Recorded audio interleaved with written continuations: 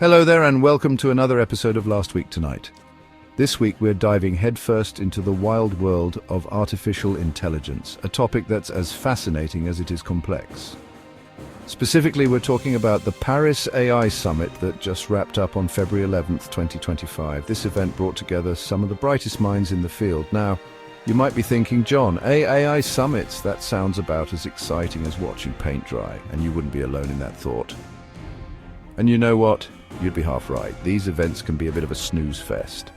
These summits are often filled with more jargon than a tech bro convention, making it hard for the average person to stay engaged. But, and this is a big but, what happened in Paris could have huge implications for the future of AI and by extension all of us. The discussions were anything but ordinary. See, the world is kind of at a crossroads when it comes to AI. We're standing on the brink of a technological revolution. On the one hand, you've got this incredible technology with the potential to revolutionize everything from healthcare to transportation, making our lives easier and more efficient. On the other hand, you've got a whole bunch of ethical and practical concerns about how this technology might be misused. The stakes are incredibly high. That's what made the Paris Summit so interesting. It wasn't just another tech conference, it was a pivotal moment for the future of AI. It was a chance for leaders from around the world to come together and try to figure out how to manage this brave new world of artificial intelligence. The conversations were intense and crucial. So, buckle up because things are about to get interesting. We're about to explore the highs and lows of this groundbreaking summit. All right. Let's talk about Europe for a second, shall we? Europe is a fascinating place, rich in history and culture, but today we're diving into something a bit more modern. When it comes to AI, Europe is kind of like that friend who always brings a first aid kit to a party. You know, the one who's always prepared for any situation. They're all about having a good time, don't get me wrong, but they also want to make sure nobody accidentally blows themselves up with a rogue bottle rocket. Safety first, right? In other words, Europe wants to encourage AI innovation, but they also want to make sure it happens responsibly. They're setting the stage for a future where technology and safety go hand in hand. They see the potential benefits of AI, but they're also acutely aware of the risks. It's a forward-thinking approach that aims to harness the power of AI while mitigating its dangers. It's a delicate balancing act and one that they're taking very seriously. They know that getting it right could set a global standard.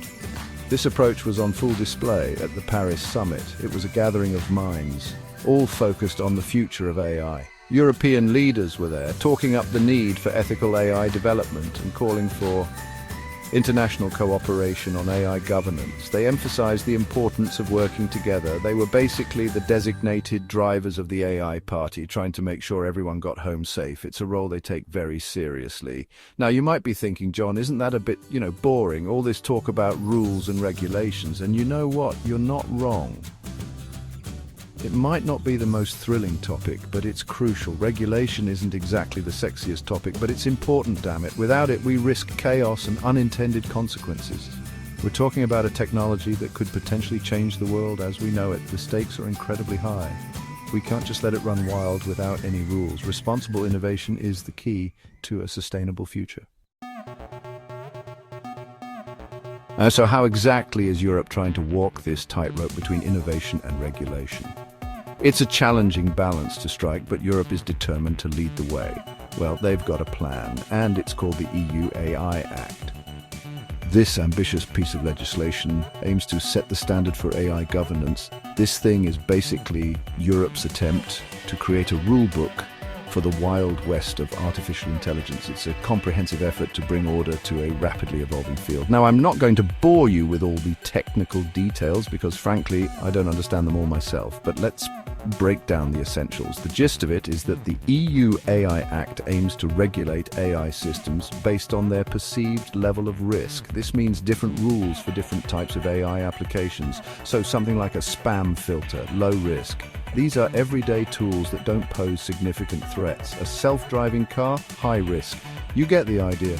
These systems have the potential to impact lives in profound ways.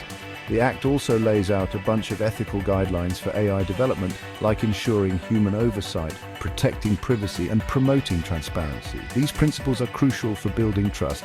It's basically Europe's way of saying, look, if you want to play in the AI sandbox, you've got to play by our rules. This is about creating a safe and fair environment for innovation. And here's the thing. A lot of people think the EU AI Act could end up being a blueprint for AI regulation around the world. It's setting a precedent that others might follow. It's one of the most comprehensive attempts to regulate AI to date, and it's being closely watched by governments and tech companies alike. The world is paying attention to Europe's bold move. Now, while Europe is over here trying to set some ground rules for AI, the rest of the world is kind of like, hold my beer. See, not everyone is on board with the whole regulation thing. Take the United States, for example. They're all about innovation, and they don't want anything to stifle the development of their booming tech industry, so they're taking a more hands-off approach to AI regulation, which basically means they're letting the tech companies regulate themselves. Then you've got China, which is using AI to build a massive surveillance state. They're less concerned with ethical considerations and more interested in using AI to maintain control and power. And those are just two examples. The point is, there's no global consensus on how to regulate AI. It's a complete free-for-all out there, which is both exciting and utterly terrifying. So, given all these different perspectives, how on earth are we supposed to reach some kind of global agreement on AI governance? Well, that's the million-dollar question, isn't it? The Paris summit was a good start. It got everyone in the same room to at least talk about the issue. But bridging the gap between countries with vastly different values and priorities is no easy feat. One of the biggest challenges is that there's no one-size-fits-all solution. What works for Europe might not work for the United States or China, and vice versa. There's also the issue of enforcement. Even if we do manage to agree on some basic rules, how do we make sure everyone actually follows them? It's a complex issue, to say the least, but that doesn't mean we should just give up and let the robots take over, because let's be honest, we've all seen those movies, and it never ends well for us humans. All right, so we've established that regulating AI on a global scale is like trying to herd cats, difficult, messy, and with a high probability of getting scratched. But hey, that doesn't mean we shouldn't at least try, right? So how do we bridge this gap between different countries and their approaches to AI? Well, for starters, we need more dialogue. The Paris summit was a good first step. But we need more forums where experts, policymakers, and industry leaders can come together and hash out these issues.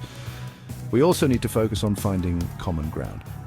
While there may be differences in how countries approach AI regulation, there are also shared values that we can build upon. For example, pretty much everyone agrees that AI should be developed and used in a way that benefits humanity. That seems like a good starting point, right? Finally, we need to be willing to compromise. No one is going to get everything they want in this process, but if we can all agree to give a little, we might just be able to create a future where AI is a force for good in the world. So there you have it. The future of AI is uncertain, complex, and more than a little bit scary, but it's also full of potential. AI has the power to solve some of the world's most pressing problems, from climate change to disease. The choices we make today will determine whether AI fulfills its promise or leads us down a path of dystopian nightmares. No pressure, right? The Paris AI Summit was just the beginning of a long and difficult conversation. It's a conversation that needs to involve all of us, not just the politicians and tech CEOs of the world. So stay informed, stay engaged. And for the love of all that is good, let's try not to create Skynet. Until next week, that's our show.